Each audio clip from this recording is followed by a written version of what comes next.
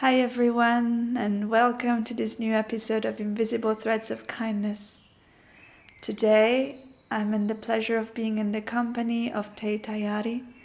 Tei is a heart-led student of simplicity, guided by movement and nurtured by nature. He is passionate about supporting those on the fringes, the spirits exploring beyond conventional boundaries in search of deeper and wilder truths. He's a counselor, a death doula, a podcast host, a wayfarer, and a writer. So he accompanies others through life's important thresholds, supporting them in reclaiming the wisdom of their wild hearts as they navigate transformative moments with deeper meaning, greater resilience, creativity, and grace. And it is a great pleasure to share this episode with you. With today's guest and the stories that he's going to bring and tell today. So I just want to introduce you to Tei and his work and what he's doing as helping people to move through thresholds, and how that he's doing it with his sensitivity and capacity to hold space for others and move through different layers of life to inhabit deeper spaces of ourselves and our connection to the broader world. And I would really love for you, Tay, to tell a little bit about what you do and your practice and who you are in your own words that can describe it more magically than I do. Yeah. Well, thank you for having me here today. I'm really honored and grateful and excited to see what emerges through our coming together in this way. And that was a beautiful introduction that you gave yourself. So thank you for that. And yeah, what do I want to say about that today?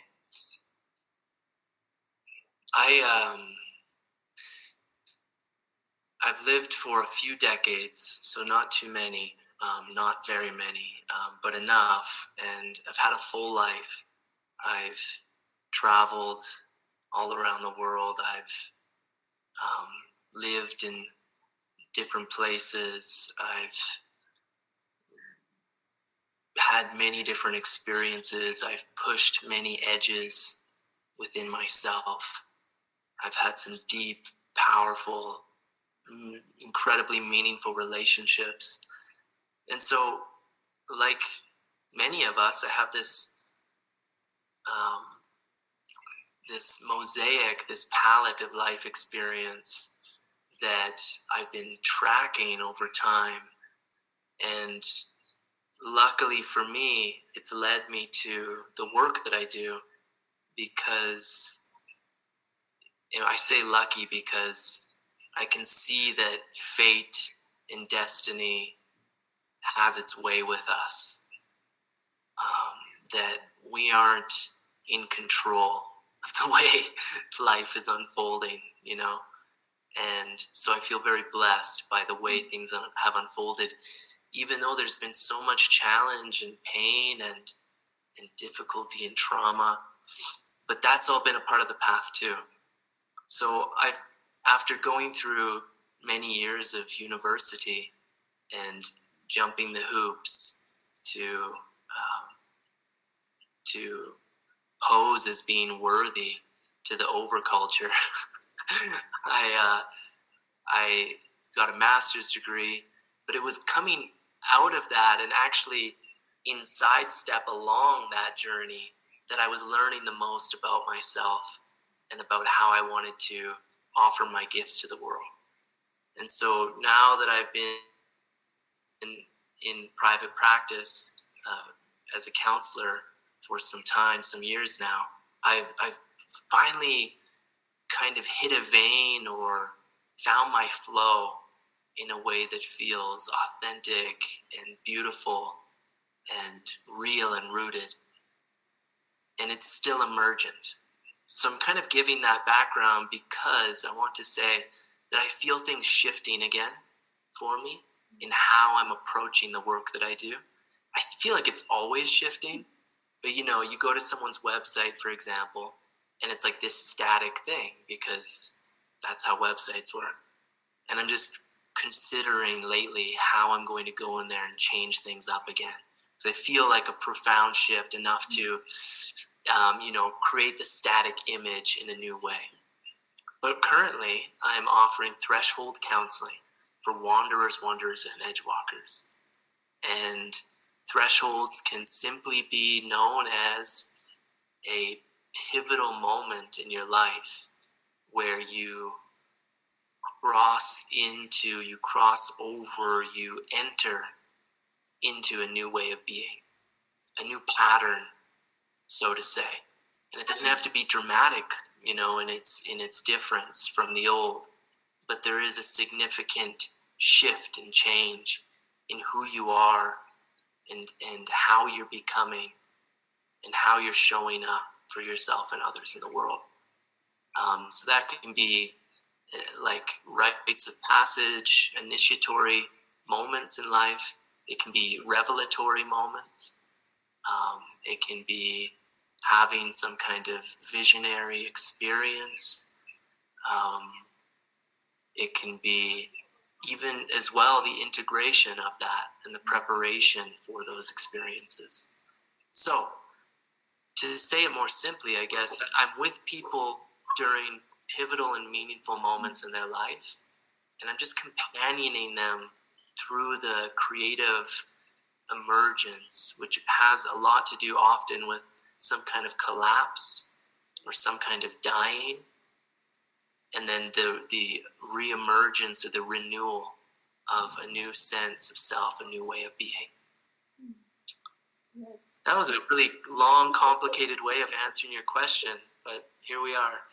No, I love it because I think it is so important to stress also the value of rites of passage, of really honoring ourselves in all the moments where we really need to take a moment to see the passage, to see what is going on. And as you were saying, it's transformation, it's such a constant, like everything is always changing. So to honor that change and to honor those times, I think that's very beautiful, and it's so important to do it accompanied and to nourish one another in that transformation. So I think and I look back over my life and reflect on the big threshold moments.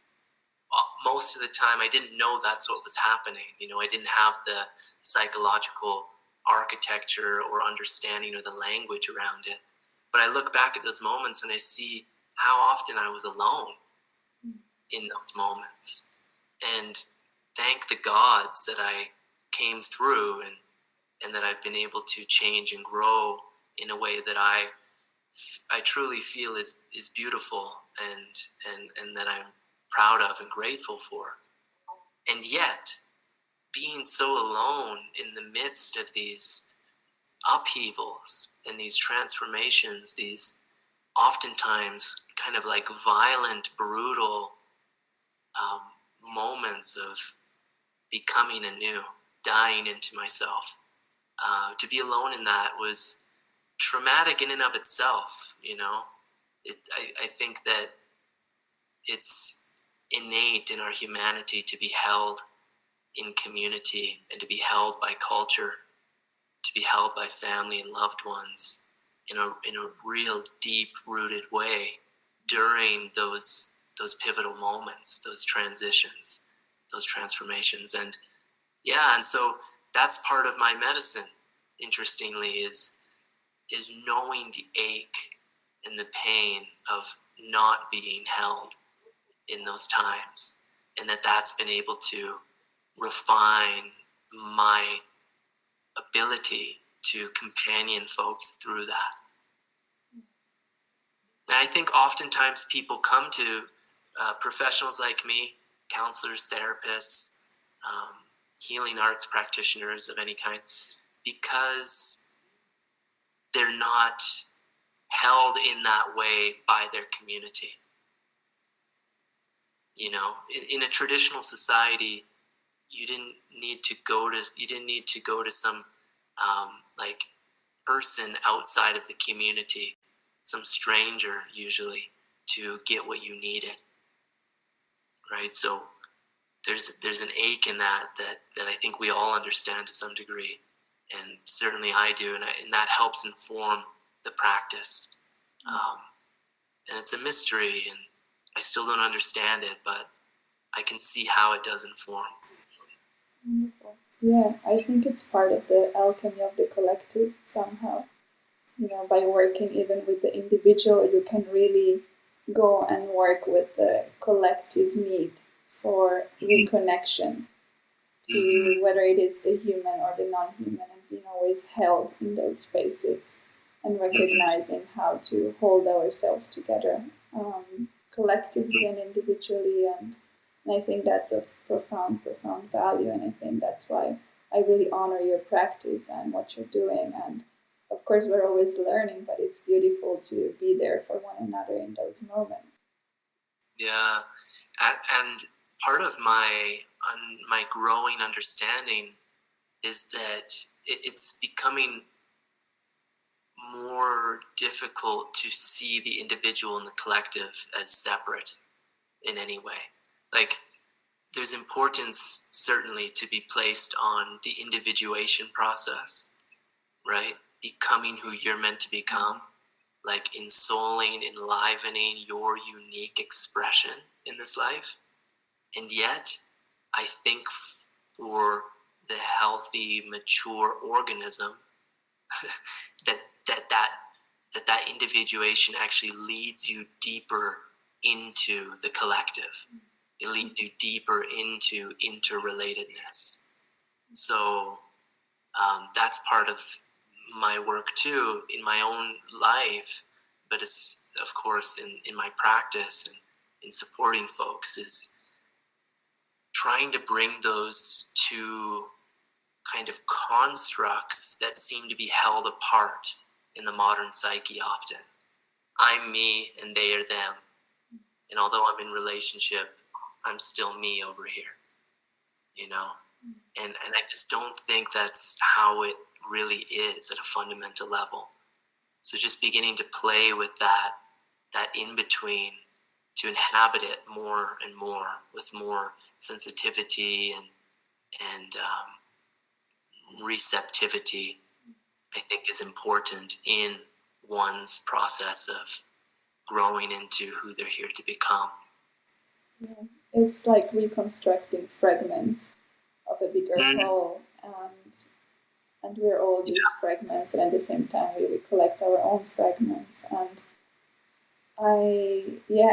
you talked about that space, and it's the space you inhabit with your practice and how you support others through that space. And I wonder, what is the real space between the empathic and gentle sensitivity and also the grace that you keep towards the wounding of one another, but also the ability of the trickster, that it's also a concept that you might want to explain a little bit, and his ability to disrupt the balance and recreate from total chaos and from the laughter and from somewhere that is really a liminal space in between the wounding and the elegance and the grace and the sensitivity and the empathy, but also a space to really disrupt whatever we know so that we can move forward or just into deeper connection somehow. Yeah. Wow, there's a lot in that.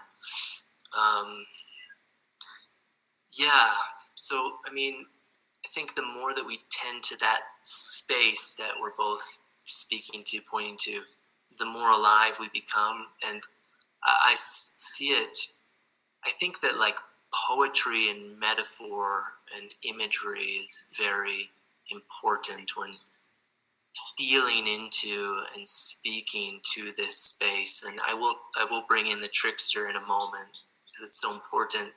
But I imagine that this space we're speaking to is like standing barefoot on cracked earth, listening for the whispers of our ancestry or the roots within those cracks. I found that like real rooted empathy isn't the avoidance of disruption or rupture, but actually the turning toward and the willingness to tend to the cracks, so to say. And sometimes grace, as you said, is fierce, it's wild. So I like to, usually when I talk about grace, I like to put fierce before it. It feels more honest, because oftentimes the times in life where grace visits us most profoundly, or I'll speak for myself, when it visits me most profoundly, there's this fierceness or this sharpness, this kind of pain that can come along with it. So yeah, that's interesting to contemplate and to feel into. And also, so in that way, grace wears the mask of mischief. And so this also evokes the feeling of the trickster for me. And so the trickster is, I think it's an archetypal energy that lives within all of us, within all of life. And really the trickster is consistently inviting us to dance in the tension between paradox. And so that cracked earth, and listening for the life underneath, that's a moment of attending to the trickster, because there's grief, there's pain, there's a ferocity, but then there's a grace and a sensitivity and an empathy available at the same time, when you really have your bare feet there feeling the pulsing aliveness of that moment, and aliveness including the death. So so the trickster for me is such an important energy to attend to often. I think always, but I think especially in this time of great uncertainty and this time of dying, this time of collapse. Things are like meaning, there's a crisis in meaning. Things are making less sense overall in the human, in the collective psyche. And so the trickster, as this sacred disruptor, has the capacity to draw us into the vital, living, fertile in between, where we can actually tend to ourselves and each other without compulsively needing a sense of certainty, or even a sense of clarity or direction, which is strange, right? Because so there's this overall general agreement that we should have a sense of direction.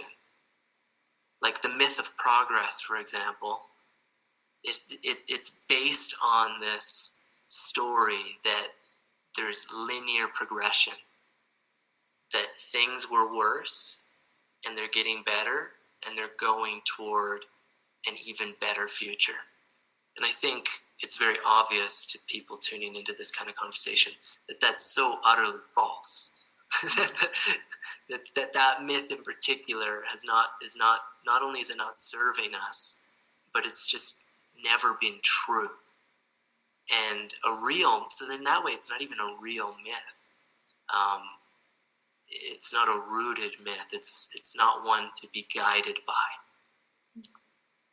But the trickster in mythology is something to be guided by, in my experience, in my understanding, because they're always beckoning us into the wild creative potential of living in deeper, more humble relationship with the mystery of things, with connecting more meaningfully with the unseen unruly flows and forces of life on Earth and in the cosmos.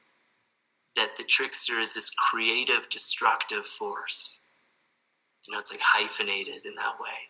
It's not just creative, it's not just destructive. So you brought up empathy, you brought up grace. How can you be empathetic or compassionate? Which is, empathy, I think, is kind of like this very natural thing. Like, I think babies feel empathy. It's this ability to just feel the livingness of another. We have mirror neurons in our neurobiology that track others' feelings so that we can then find a way to attune to the environment. But then compassion takes that further, and it's this practiced cultivation of bearing witness to the capacity for suffering, for the capacity of pain, and being willing to inhabit the suffering and pain of another. It's really an honoring of the sacredness of life. And so, but to do that, you have to honor the sacredness of death, of dissolution, of dissolving, of the compost heap, so to say. And so again, you can feel that the trickster's alive in that. So I'm just kind of jamming on a bunch of ideas that came through from the landscape that you offered in that kind of question. I'll pause there, and I'll let you have some space, and we can see what else is there. Yeah, no, I really enjoy it, and I think it's such a beautiful image also that you're creating, and something that I was kind of feeling while you were talking was really the idea of clarity and surrendering to the chaos. Yeah. So this is something I'm working with actively right now. This, bear with me while I try to, because it's very active and alive for me. So another meme, this kind of do you know what I mean when I say meme? Yeah, like an image, sort of. Yeah, it's kind of like actually Richard Dawkins, who I don't love, though he's done some interesting things. But he I think coined the term, and he was relating it to a gene. So a gene is part of the genetic material that gets passed down through generations and allows expression to be carried down through generations, but also new expression to emerge in the living matrix of Earth. A meme is that same idea, but it's an idea. It's a mental image or construct that has meaning in it. It's alive, so to say. And many memes aren't supportive, aren't life-affirming. Obviously, right? Like the meme that, I would say the meme of nationalism, for example, I think probably isn't very life-affirming, right? It's sometimes for a moment affirmative to the state that's claiming that nationalism, but it's not affirming to life as a whole on Earth, right? Creating borders, othering others, right? So on and so forth. So there's also this meme that's very present today in the overculture that competency is something to strive for above so many other qualities in life. And part of competency is this sense of clarity, right? People are striving for clarity. And I'm just wondering if that's touching enough truthfulness for the chaos that's very alive in these times. I'm wondering if life is more hazy and messy and entangled and dark and viscous and coagulated than clarity will allow it to be. Yes, I think it could be interesting to redefine the idea of what is clarity in the first place. Yeah. As you were starting to redefine what does clarity mean to us. Like Yes. how does it feel in the body actually? Like within that space of darkness and chaos and turmoil and transformation and change. What is the clarity then? Because let's look at it this way. Do you like poetry? I do. Yeah, I love poetry. I think it's a vital force of humanity. I think it's so essential. Poetry isn't usually clear. There isn't usually a clarity to good poetry. And that's part of its medicine. That you don't read a good poem and your chakras align, so to say, and you all of a sudden have clear vision, and you touch, you know, people use this term of like key to the universe. You don't like forge a key to the universe through a good poem. What happens is a good poem allows you to descend into like ever deepening layers of meaning and creativity and imagination. Poetry is a descent. It's not an ascent into the clarity of the heavens. It may connect you to heavenly visions, but those heavenly visions are rooted down into the hellishness of creation too, right? So it could be a bridge, so to say, in that way. But that's kind of what I'm meaning. Does that make sense? Yeah. I'm totally willing, by the way, to admit that it doesn't make sense and that I'm not right about this. I don't think it's about right or wrong, but I'm just playing with this idea because I'll just say, clients come to me, and in my own life too, I've done this so many times, and they want an answer.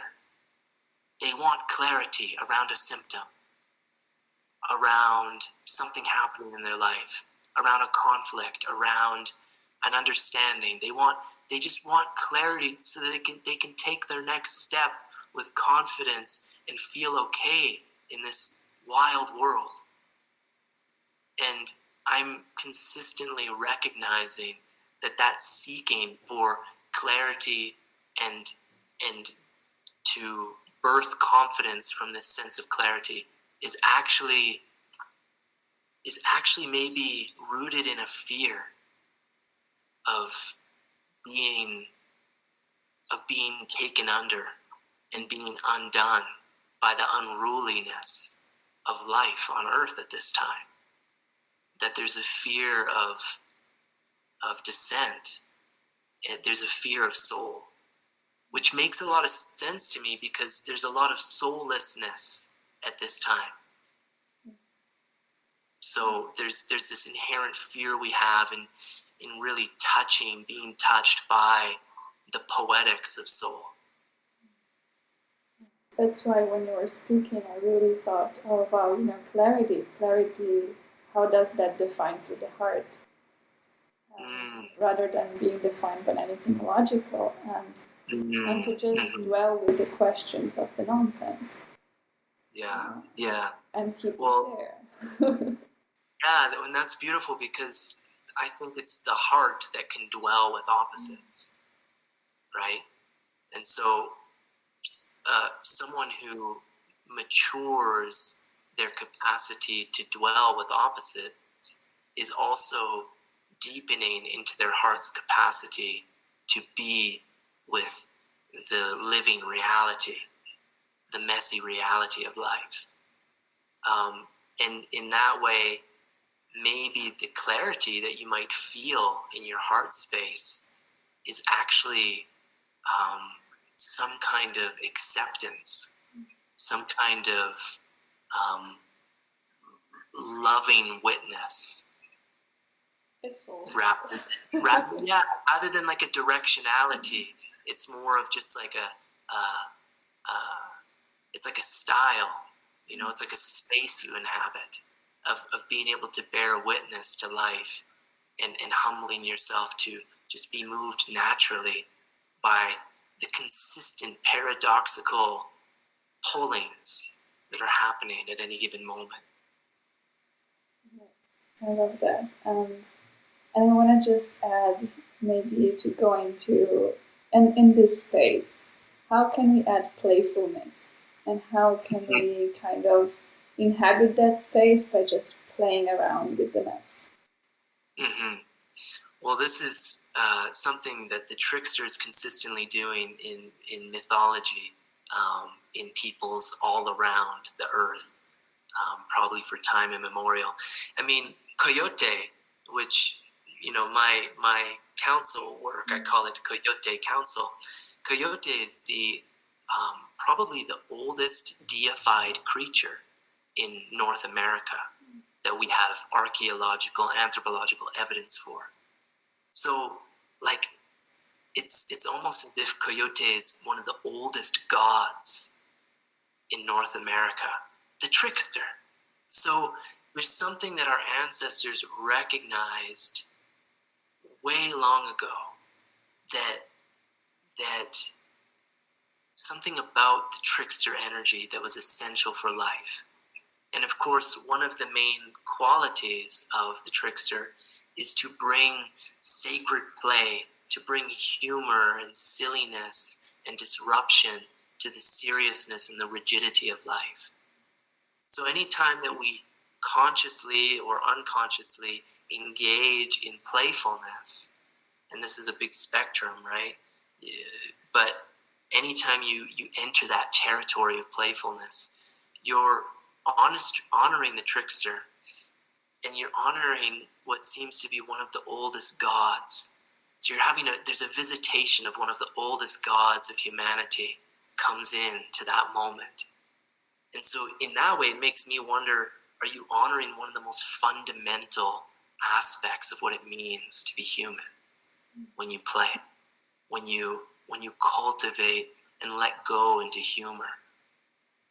Because I think something that our ancestors must have recognized was that at some point was that life is serious, in that you're born to die. So there's tragedy inherent in life. There's pain. Certainly, so many of our ancestors witnessed tragedy and pain and even brutality, right? And so what's the antidote to that? Maybe there isn't the antidote, there's probably many, but one of them must be this ability to inhabit a lightness of being amidst the inevitable heaviness of life. And I think it's natural, like it naturally arises. You see babies start laughing hysterically at a young age.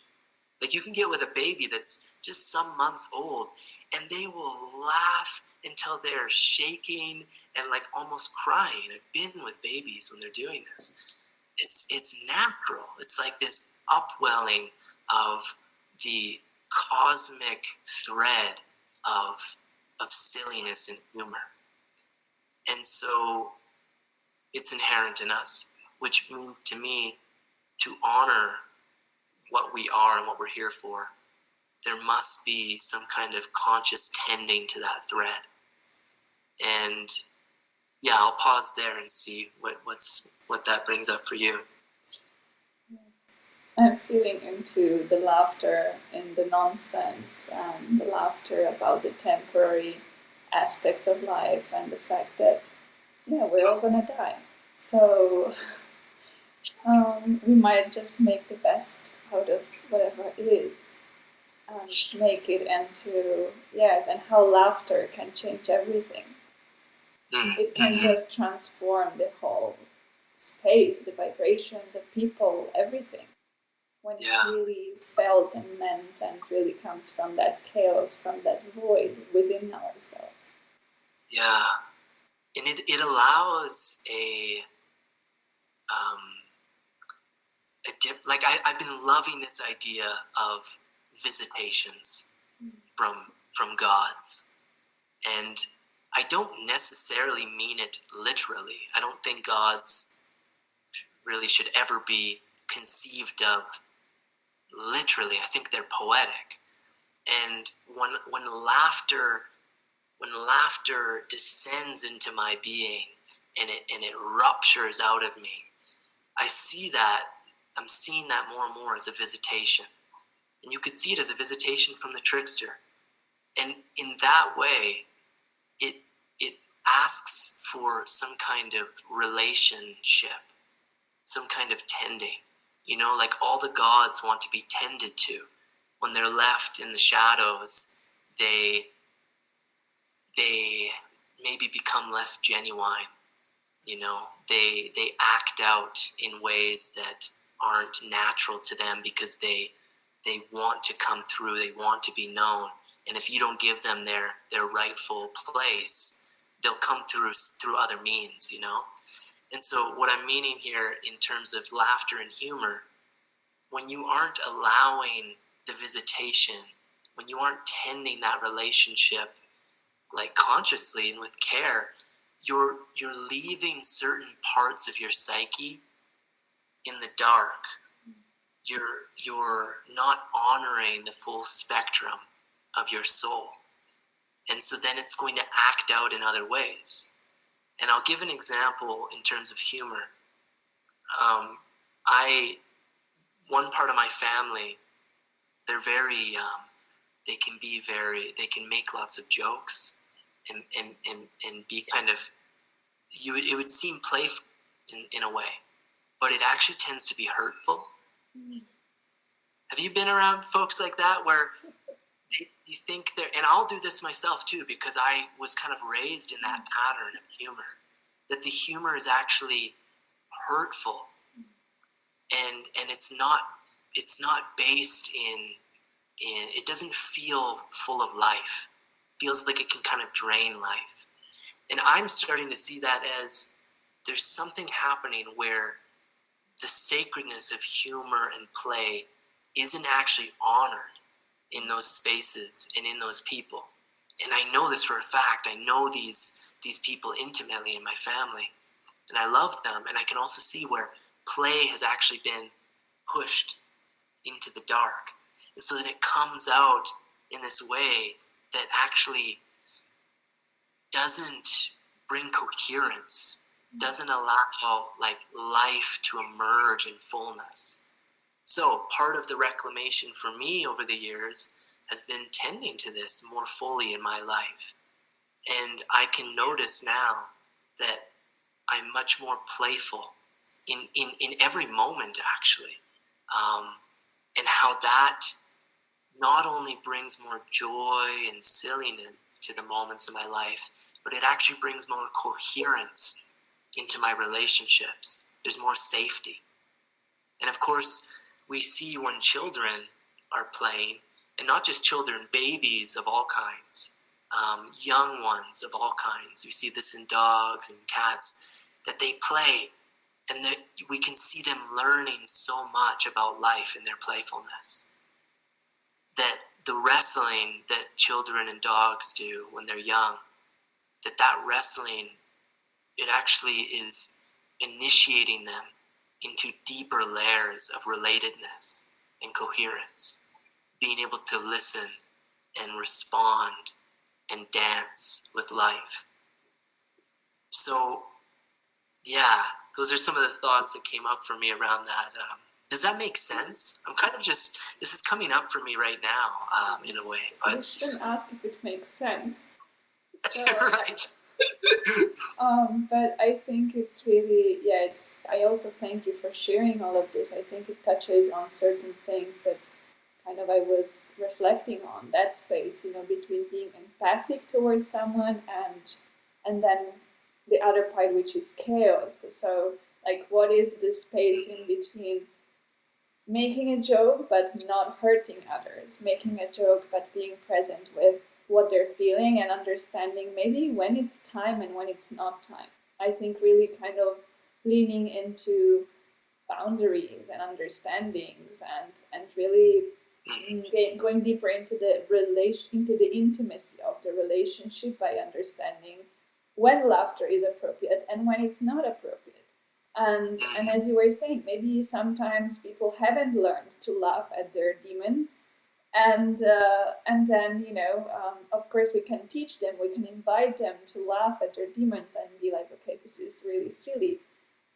But also sometimes we need to honor the time that it takes in that process to wait for them to get into play and to be ready to play and to rest and to regenerate and not to have, I guess what comes up to me, it's like not to go into laughter that comes from anger and like silliness that comes from anger, but silliness that comes from just deep kind of lived wisdom and empathy and compassion.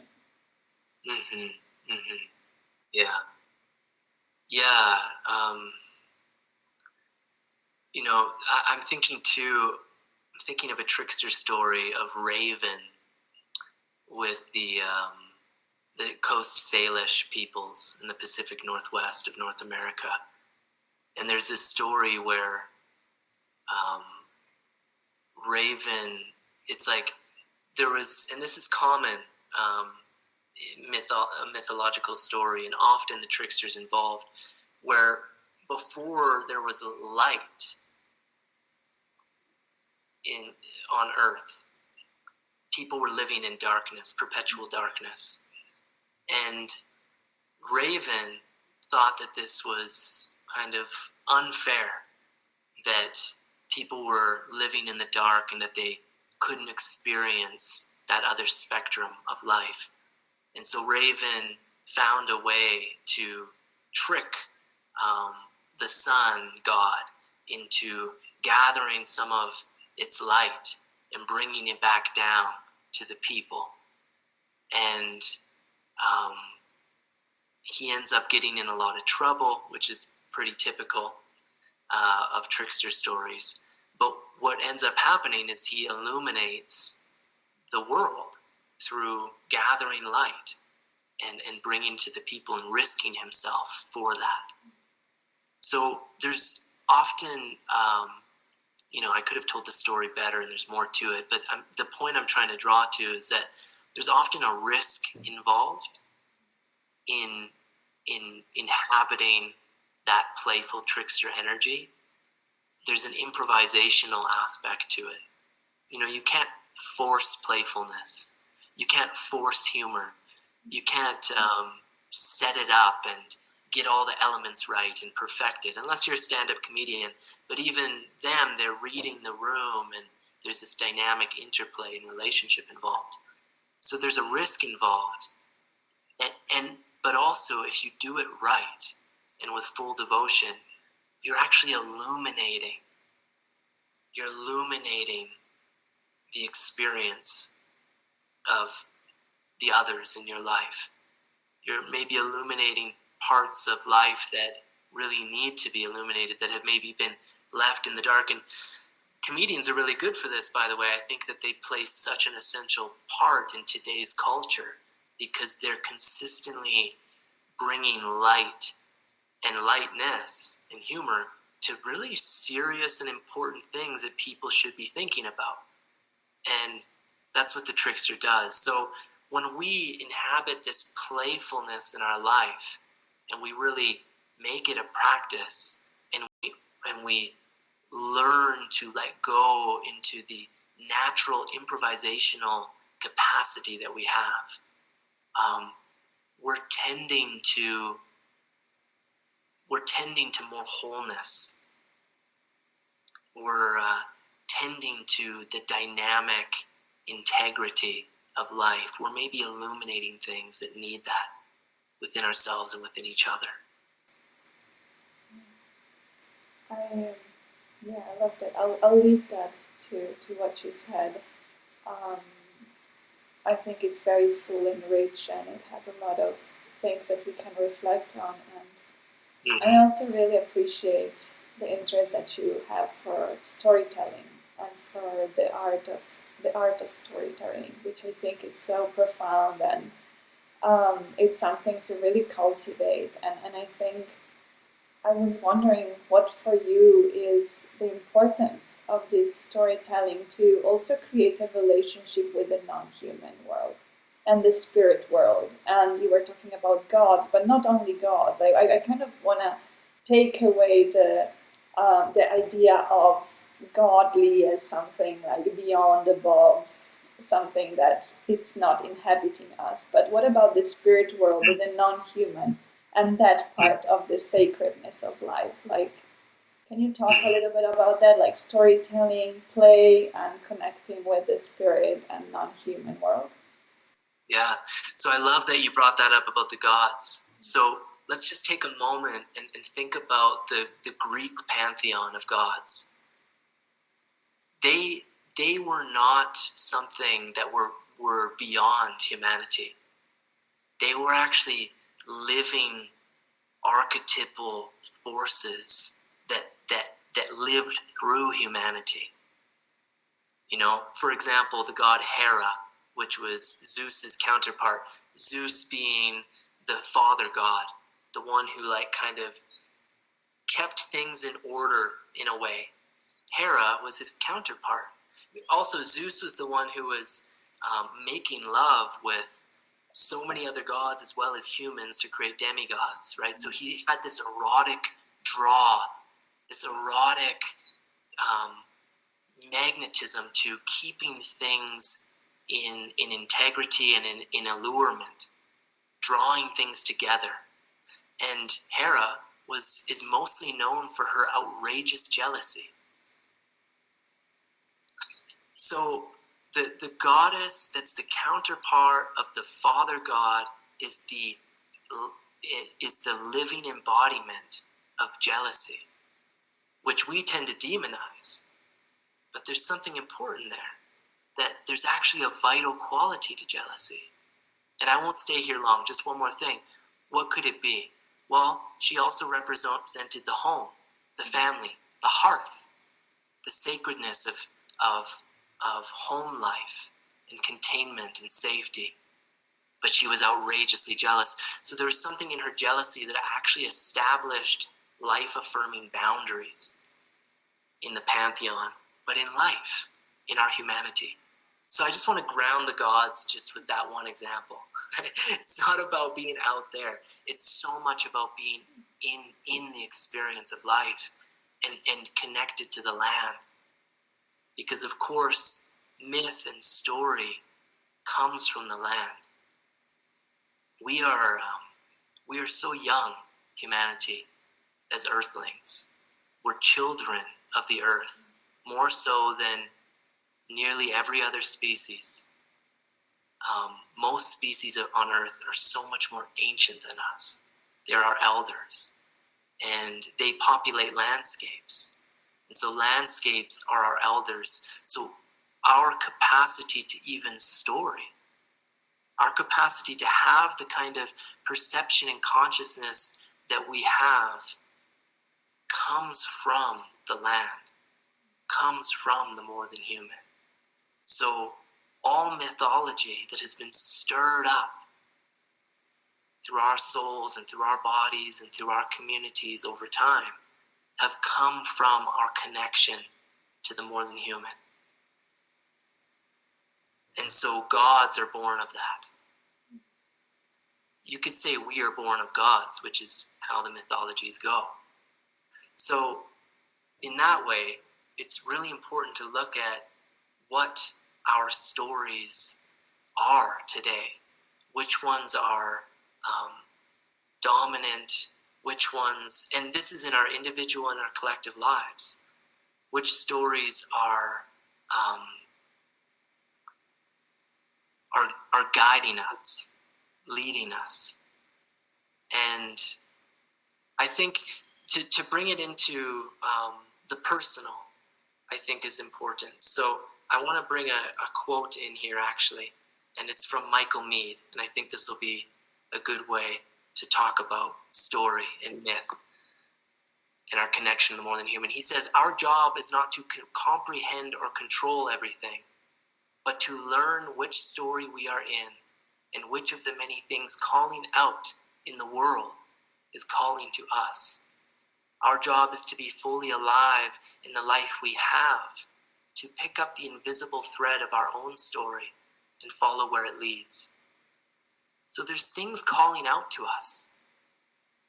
That's his way of saying the world is alive. It's beckoning to you. Pay attention. And there's a thread. It's invisible, it's unseen, and it's drawing you into life, into more fullness, into more soulfulness.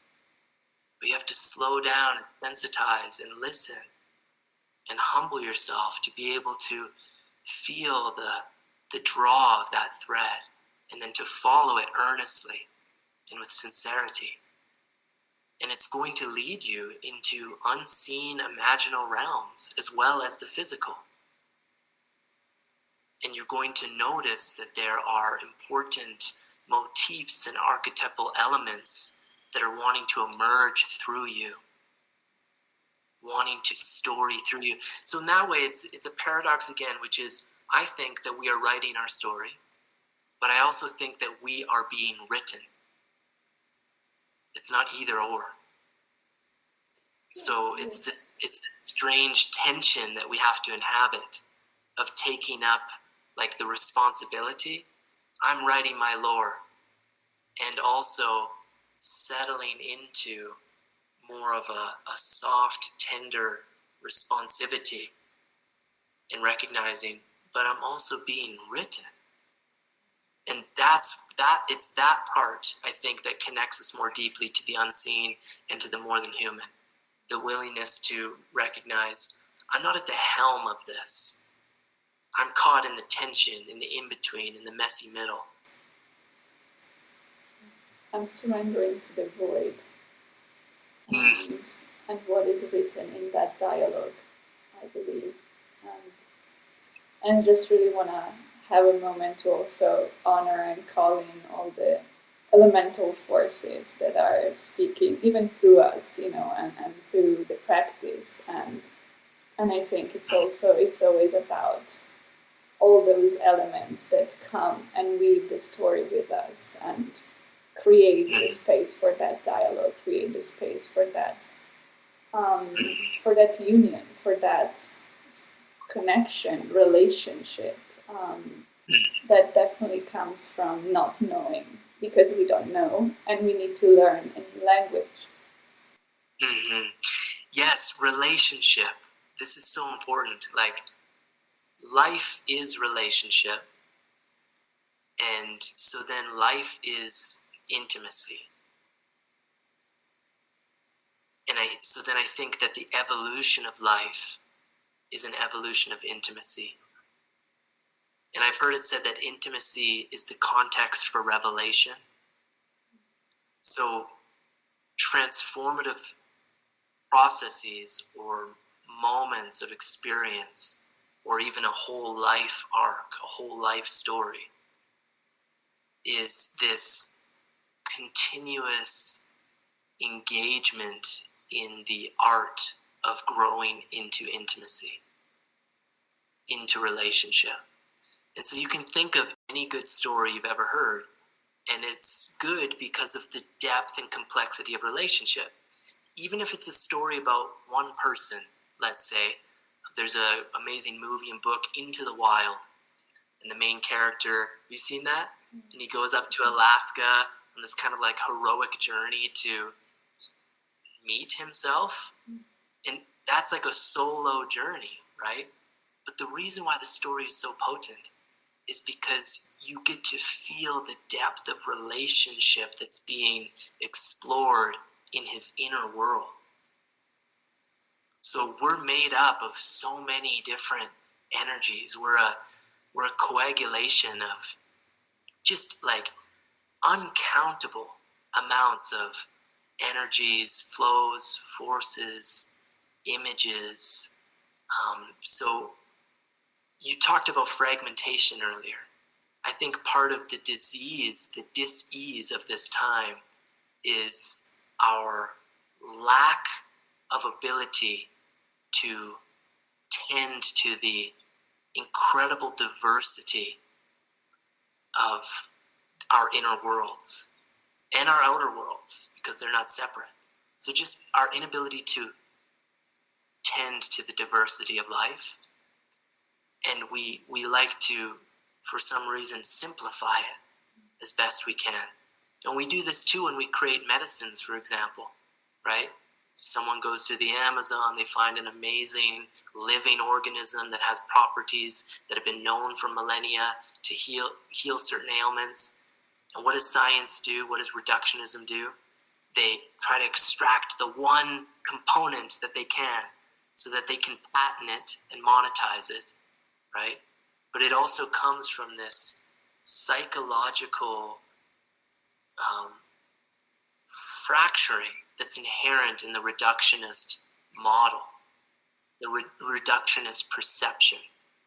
So something that we're needing to reclaim at this time, in my opinion, like we've been speaking to in all these different ways of this conversation, is the capacity to be with the many others. And it starts with ourselves. But the weird thing is, the amazingly weird thing is that you can be invited into that through turning toward the more than human, right? So you come to know yourself more fully when you allow yourself to sit by a river in the forest for a day or days or weeks. You know, people are consistently saying that experiences like that bring them into more fullness of who they are. That's certainly my experience. So it's not just about going within and meditating on what your interiority is presenting or what lives within, but it's about going out into the world and holding the knowing, the gnosis, that I am made up of so much more than my culture has told me, and so much more than I'm typically willing to allow. So there's some kind of allowance that's being called for these times. Yeah, I love that, and I think it's so important to learn through relationship and to understand how everything is relationship.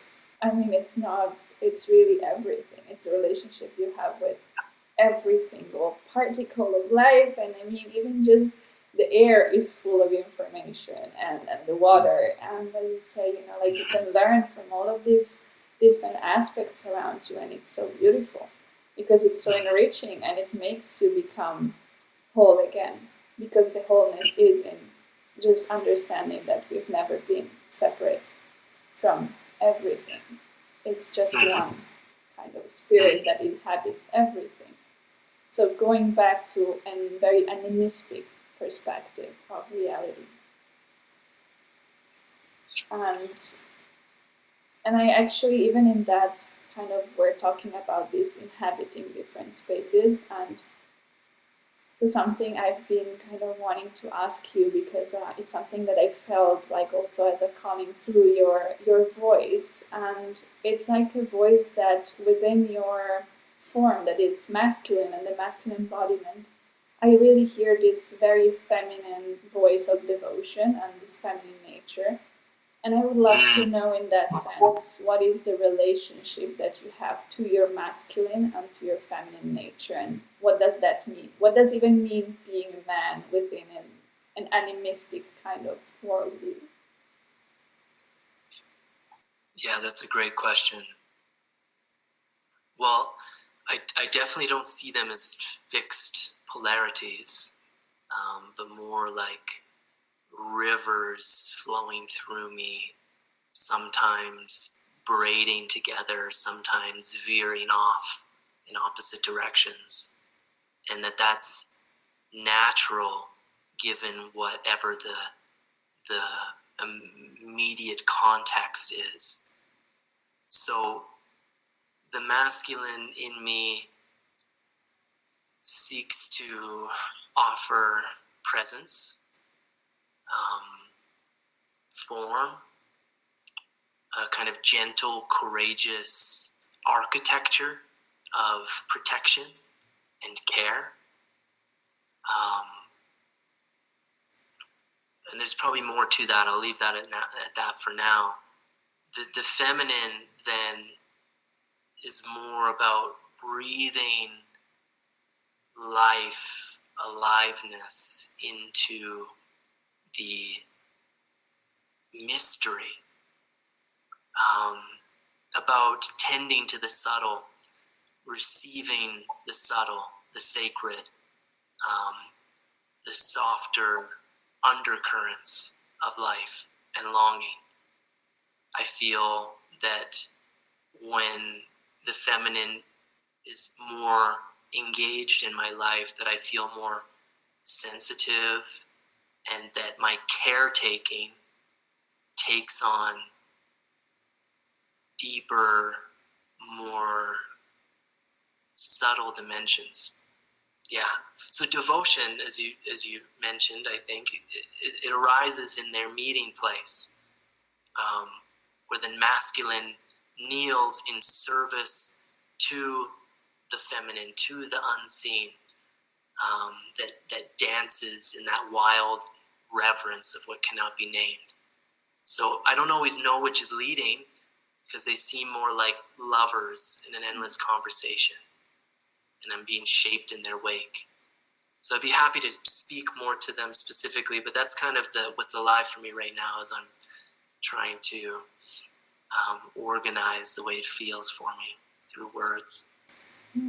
Thank you for trying to put that into words. I know it's always kind of complex to bring down these feelings and ideas, and how also because it's always transforming, like you were saying. So it's kind of, you never know where you're standing at. But I felt that beautiful. I can feel that union within you, and kind of that play, as you were saying before, between those two forces. And so I think that's quite interesting. And I would say this: it's a strange time to be alive, because I think that there's this probably an essential breakdown or collapse of what masculine and feminine is. And I am not going to be one to say I know what's happening. I think it's a mystery that part of collapse is that we don't know what shape can emerge out of that collapse. But we do know that a new pattern does emerge. So I think that's, although the feminine and masculine are like primal forces of cosmos, and that there's an essential nature to both, they're also alive and dynamic, and they're changing and evolving with us. So I think there's something to be tended to more consciously there, rather than like, I need to discover what masculinity is and then inhabit that, or femininity and inhabit that. It's like, it's more of a courting. It's more of a willingness to inquire and feel and dance and learn the dance of masculinity as it integrates into these times. Learn the dance of femininity. And then, whoa, how can I somehow allow them to merge within me and not be rigid or idealistic of how that's supposed to be, you know?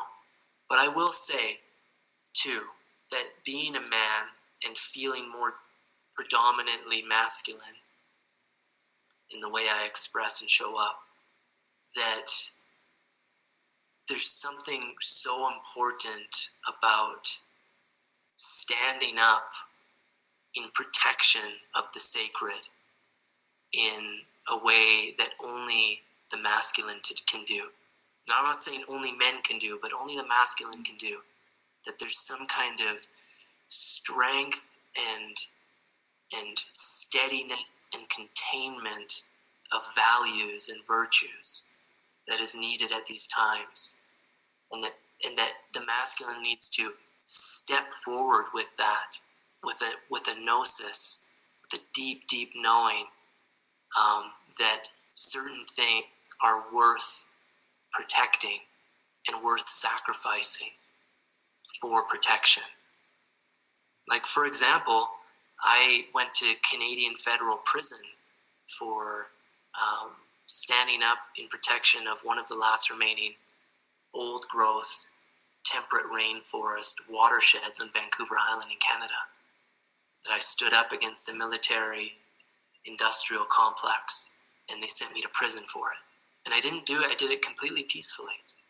But that was a moment where I risked my body, I risked my social standing, I risked all sorts of things that I was abnormal, I went against the grain, right?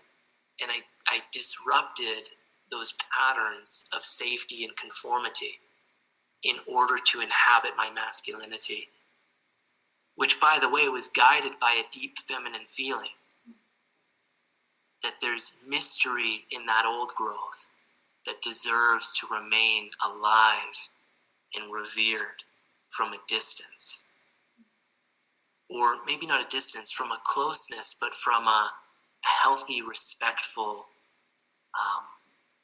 distance in a way, right? That we don't need to go in and know everything, to control everything. So the unhealthy masculine is the part that goes into that forest and clear cuts it, right? We can control this. We know how this works. And besides, we have a linear vision of progress, right? And so the response, the healthy masculine to that is to stand in and say, I know something too, but it's not linear progress. It's not attachment to a vision of growth and evolution. It's a deep listening and a willingness to sacrifice myself for the sacredness of the mystery and to stand up for my more than human kin, knowing that they play a vital role in my story and in the story of life. Yeah. I love that. I think you said it so eloquently, and thank you for sharing all that. And yeah, I think it's about redefining all those ways that we don't know. And I see it really as surrendering into devotion in that sense, and the devotion to life itself. Mm-hmm. So I wouldn't know how else to define it, but just like moving into surrendering to life and to protect one another in that sense, but in a sense that is non-violent, like not a strong, okay, I'm gonna do this, but more of standing one next to the other to just honor and respect and support one another in growth and creation and whatever wants to arise through us in life. I think devotion is such an important pattern of being always, and especially at these times, because to be devoted, there needs to be some kind of beloved that you're devoted to. And I think that we need to remember that Earth is our beloved. That the aliveness of Earth and the aliveness that animates us, that deep current of vitality that even allows us to be, that's our beloved, that force, that vital primal force of life is what we should be devoted to, in my opinion. It's one of the only times I'll should on myself and others. Is to say that we should be devoted to life. So in that way, then, your actions all become oriented toward, well, how do I care for life? How do I care for life? And that's how you come back to the idea of embodiment and to really fully inhabiting your body and whatever your body, because the body knows, the body is connected to nature, it knows what to do, and the spirit knows because it's connected to everything. So the spirit in your body is the most powerful tool you have to navigate any kind of challenge of life. Yeah. And remembering that your body is not just alive in a biomedical sense, right?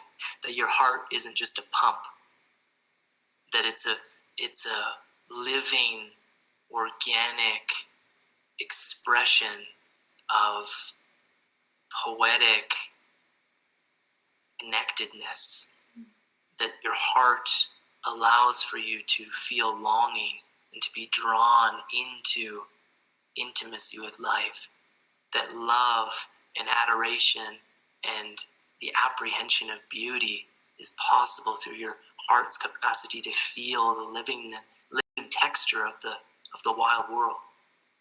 You know, that every other organ and part of your body is alive and has a spirit in and of itself.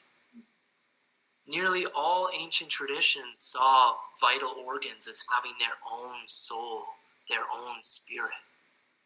And that's the animate worldview. That's the understanding that all things, all cells are alive in and of themselves, that they're autonomous, that they have their own story.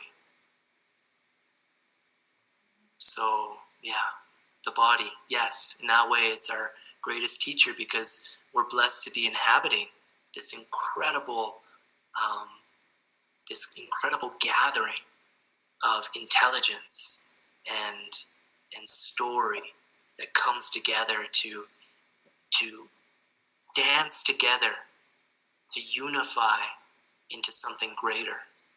And in that way, it's a huge honor and a blessing to steward this body for a time. Be like, wow, okay, I've been blessed to have the opportunity to make something wondrous and beautiful with this body in this lifetime. Yes. It also takes that devotion to a new level, the devotion to our own life and our body as a compass of that life, and to redirect heaven into earth, and to really bring it down into and kind of the power of speech and how we speak to all these parts of ourselves and the parts that are outside ourselves and all these aspects. I think it really comes back into that idea of relationship and dialogue. And yeah, so thank you for weaving into it. I think it's such a beautiful space. And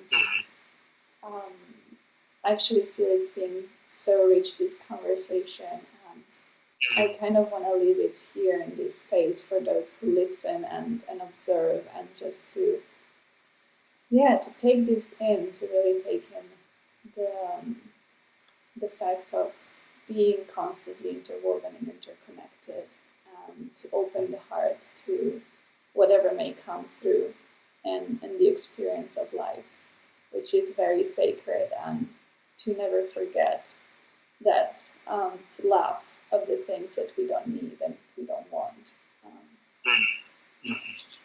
Yeah, thank you for inviting me into this and for facilitating such richness and depth. We touched on some things that felt like they were just unraveling in the moment, and I love that. I feel like I learned things about myself and about life.